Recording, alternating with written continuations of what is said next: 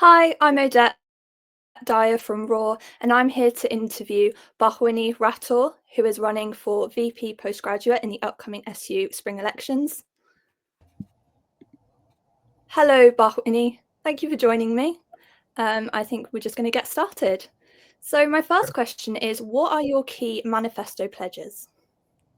My key manifesto pledges, as I would say broadly, would be well-being and support, financial support and sustainability, and particularly academic support and accessibility, and lastly, engagement and community.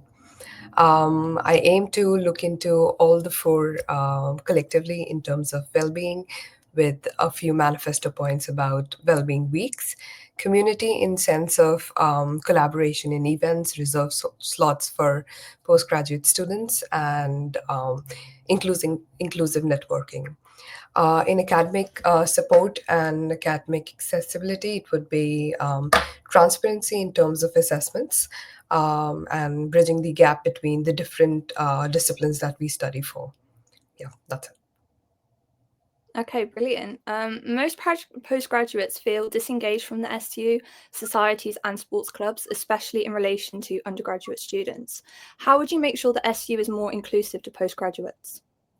That's right. I do feel that there is a sense of diversion into how the community actually reacts to it, and specifically about postgraduates, if I speak, there are a few key areas where we feel that we are underrepresented, and particularly, I did speak to a few of the students, and it said that.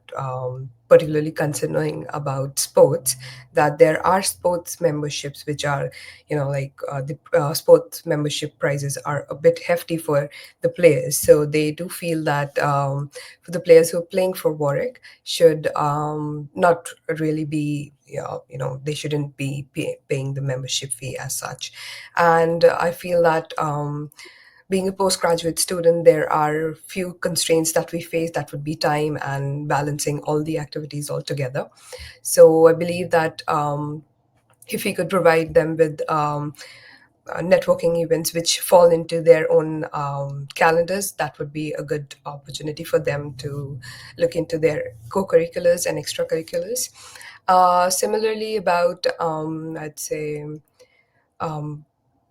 they do leave on to a few options that are available to interact with people, because they do not really know where do they actually get the access about that information from. And for that, I've put that we should have a central newsletter for the postgraduates concerning all the links, and all the links all together for the week would be posted up over there, and then they can probably look up to that particular newsletter of that week and go through what are the events that are happening. Lastly, I'd say that I believe that there are a few things that some people are very particular about, and some students are very particular about. And I would say that that would concern about climate action and sustainability. And I believe that there are a lot of people who can speak about it and share more about these particular sustainable topics. And if you could all bring them together and speak about it at a platform where everybody shares their view. And yeah, that's it.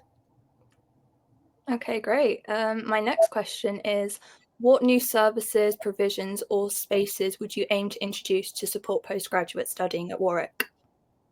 um, Spaces in terms of I'd say that what we lack at this particular time is that we are given opportunities to network, we are given opportunities to speak to seniors in particular disciplines, but what we do not have is students going out from like from our university to the different universities that we have near us.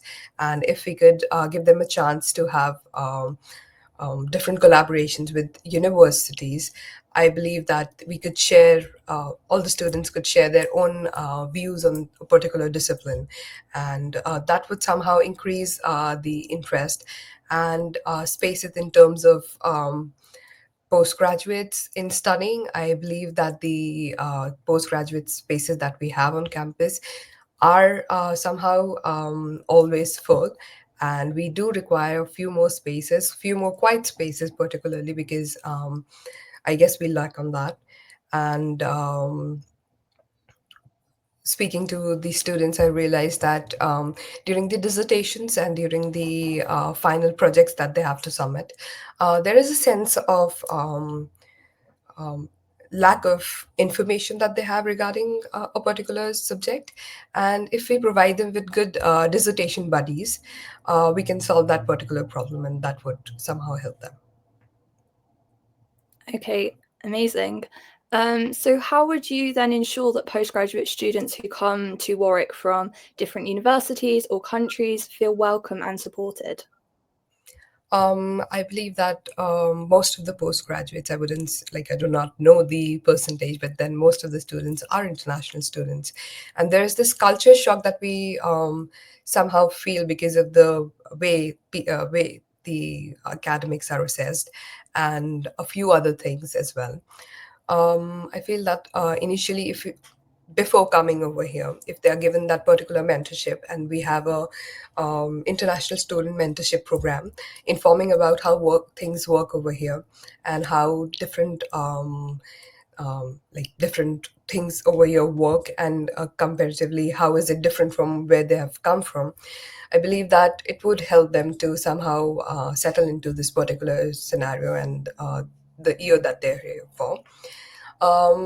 Moreover, I feel that the welcome week that we have is, it's a bit too short, and some courses do have their introductory lectures at that particular time, and somehow we do tend to miss on the societies and to actually get to know what Warwick has to offer.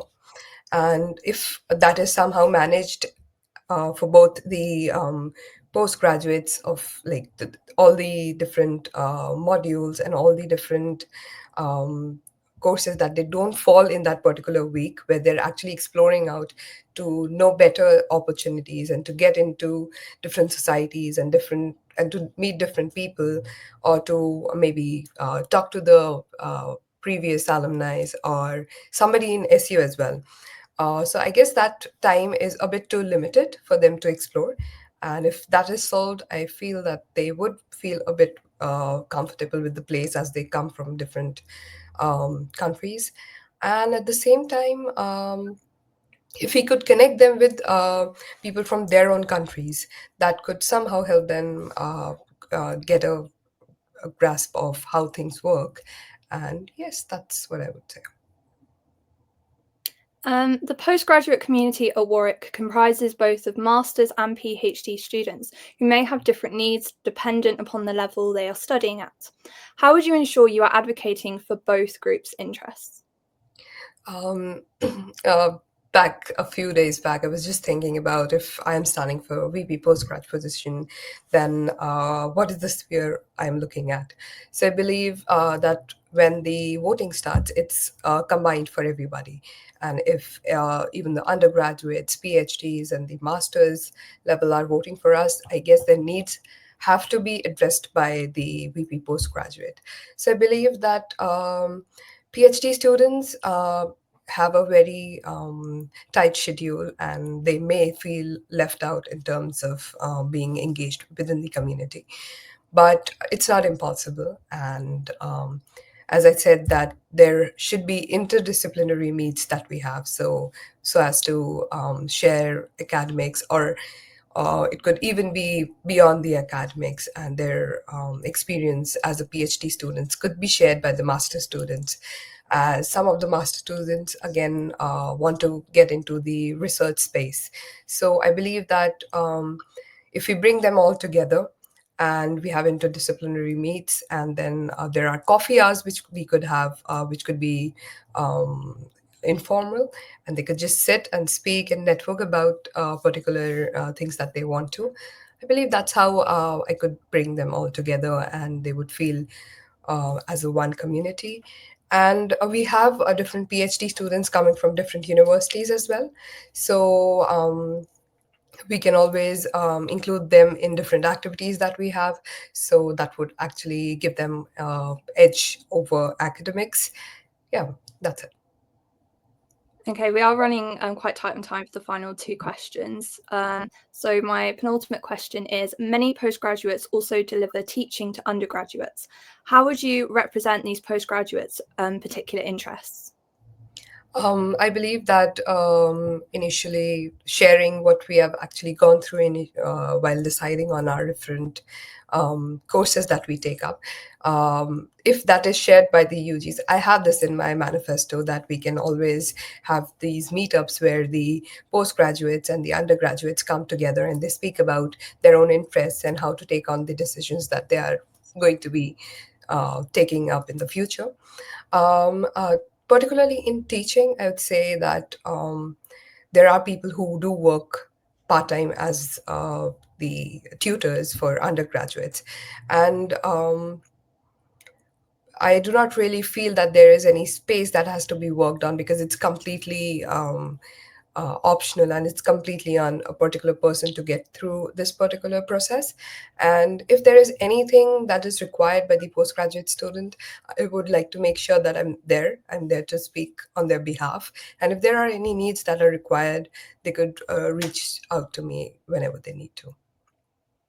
Okay, and again, just a really short answer to this last one, which is, what makes you stand out from other postgraduate officer candidates?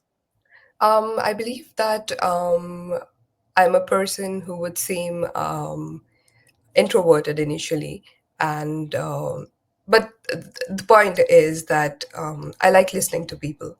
I would I feel better when they have their inputs given, and that's what happened when I was going through the manifesto. I spoke to a few students that were around me, and then I believe I'm standing for this position not just for myself, but for the people. So it's not just about my own perspectives and my own perceptions about a particular thing, but everybody as a whole. So I believe talking to everybody that's near me and anybody that who wants to talk to me, I can listen to them and I can actually put whatever they need into action. And at the same time, I really like to explore the different disciplines and the different problems that people go through. And I somehow feel that at some point it's the same thing that we actually face. So learning about that and working for them, I believe would make me stand as a different candidate and a distinctive candidate. Okay, amazing. Thank you so much for your time and for joining me today. Thank you so much. Thank you. Have a nice day.